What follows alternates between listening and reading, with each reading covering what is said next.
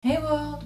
So I've recently finished reading the Lunar Chronicles, and by the Lunar Chronicles I mean the 4 original parts, so Cinder, Scarlet, Cress and Winter.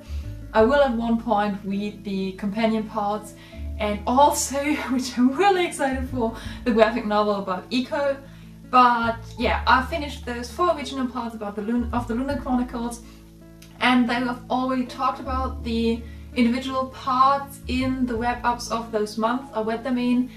There are still a lot of thoughts I have about the entire series and the books in specific, and yeah, I just thought I'd make a video about this. So this will contain spoilers, so if you haven't read it yet, or if you don't want to have any spoilers, then watch this after you're done reading them, I guess. But I'd also love to know your opinion if you have read them, so leave it in the comments down below and we can have a little chat about it. It's kind of difficult for me to figure out where exactly this is set, because even though it's clear that it's in the future, with examples from the Earth and with like the market where Cinder works and their culture and their traditions and sometimes even their way of talking and the monarchy, it kind of felt quite old school. So those 2 versions of the story kind of didn't go together in my head, and therefore I had a bit of a problem with finding out where this is set, like time-wise, and then also with sticking to it. So every time something felt very traditional, I was kind of confused, and then when we had the talk of cyborgs and androids and stuff like that, it also kind of confused me. I did get into that more as the parts went on, so I had most problems with that in Cinder, but it always came up every now and then, and that's something that always kind of took me out of the story. What I did really like about the story was the depiction of women, because it's kind of twisted around in this story than it is in, let's say, most other futuristic novels, because every single main character is a girl or a woman, and the boys in this story, or the men in this story, are only their sidekicks.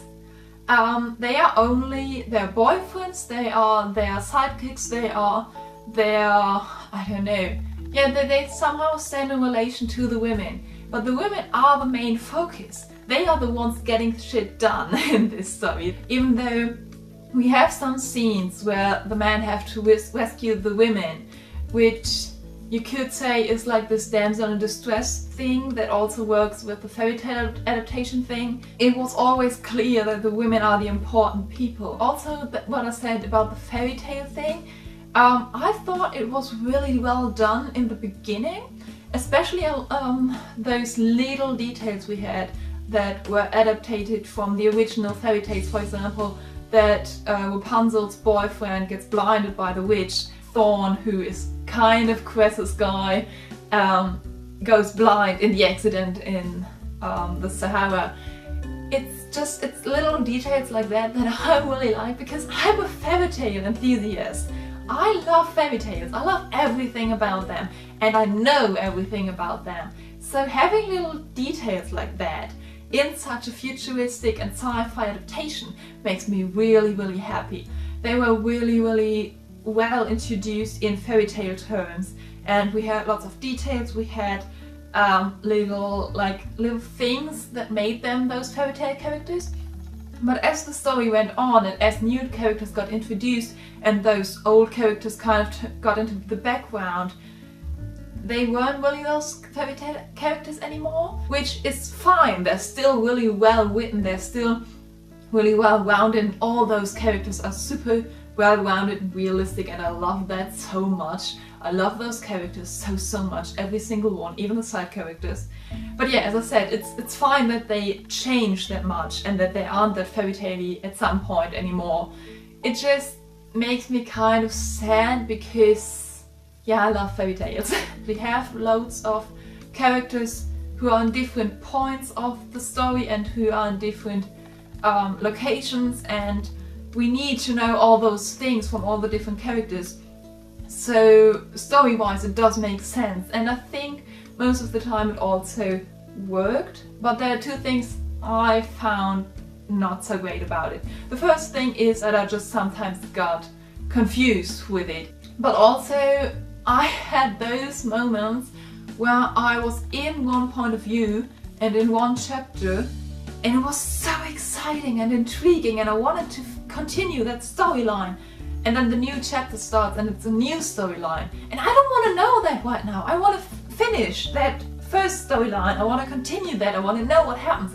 But then again, the other storyline is also really exciting. So we have these different stories, all of which I want to continue and I want to be in and I want to just be invested in completely. But they always kind of interrupted each other, and it did work well for the excitement. It kind of like kept me on the edge of my seat whilst reading the whole time, because there were so many unfinished stories that I still wanted to know about. But it also kind of annoyed me sometimes, especially in Winter, which is 800 pages, and I already talked about this and ranted about this in my individual web up, so I'm not going to talk about it in too much detail now. But especially in Winter, it kind of felt predictable. And the predictable thing is that, first of all, every time they're together and everything seems fine, they're either pushed apart or something bad happens to all of them.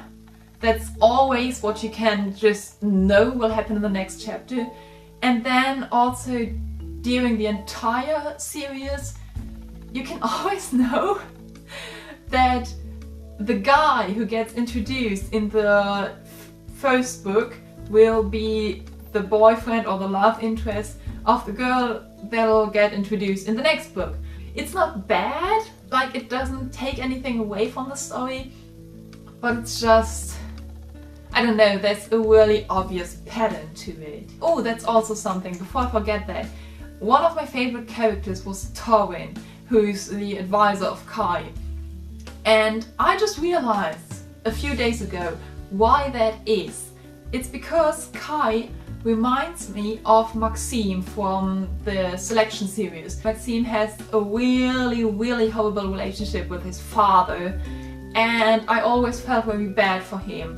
And now Kai reminds me of Maxime a lot.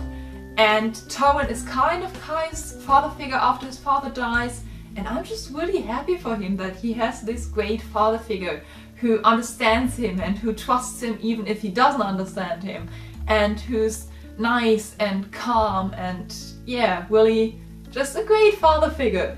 And yeah, that's the reason I like Torwin. Not because of his actual character, but because he is a great father figure to someone who reminds me of someone else who doesn't have a great father. That's my logic.